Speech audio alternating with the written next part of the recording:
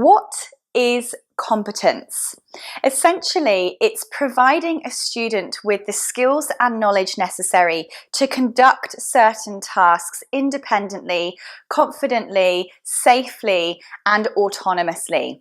We want to be able to be providing our students with those abilities to do certain things on their own, whether that's for the workplace, whether it's for their own personal wants and desires. So looking a little bit more at competency then, there are what we call dimensions of competency or types of competency. So when you're designing your program or delivering your training program, which of these and in what ways are you providing your education? So first one we have is task skills. So this is the ability for your student to conduct a certain individual standalone task itself. So let's, for instance, they're talking about the workplace. Maybe our task is make a cup of tea. The work task itself is the making the tea process.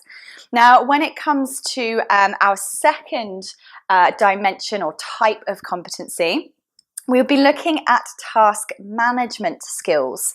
Now, task management skills are basically a combination of tasks. So let's say the job is to make tea and toast and deliver it to the customer, for instance. Now, they are essentially 3 tasks that we are combining together, and all of those have to be managed in a way to make sure that all of them are done at the same time. Then we have task contingency skills. So this is the level to which, or the degree to which, a student must be able to plan and prepare and be able to respond efficiently to unexpected events in their task conducting. For instance, it could be, what will you do if the kettle breaks when you're making the cup of tea? It could be that you're going to teach the student they still need to boil the water, so we're going to learn how to boil it in a pan, for instance. What will you do if you run out of sugar and the customer wants sweet tea? You could offer them honey, for instance. So this is where you're teaching the candidate to not only be able to conduct a certain set of tasks like a robot, but also to be able to have that synthesis ability to apply their knowledge from one context to another under unexpected circumstances. The fourth dimension of competency is the job role or job environment type skills. So this is when you have taught a student how to conduct particular tasks in very specific types of environments.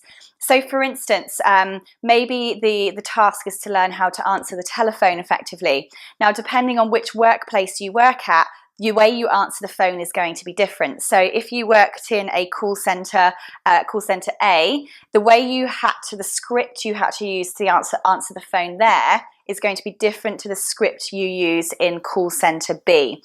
Again, if you have a driving job, maybe you're a bus driver as an example, and the student has got a bus driving license and has been bus driving for years, but in one organization he drove one type of bus, a certain make or brand, and then in job B he drives another different type of brand or make of bus. So he might have the indicators in a different place, he might have the horn in a different place, he might have the lights or the window washers in a different place. So it's the same skill, the same competency, driving a bus, but it's going to have a very different set of learning requirements set to it because of the way that it has to be applied in that particular context. So these are just some of the different types of learning of competence and dimensions of competency.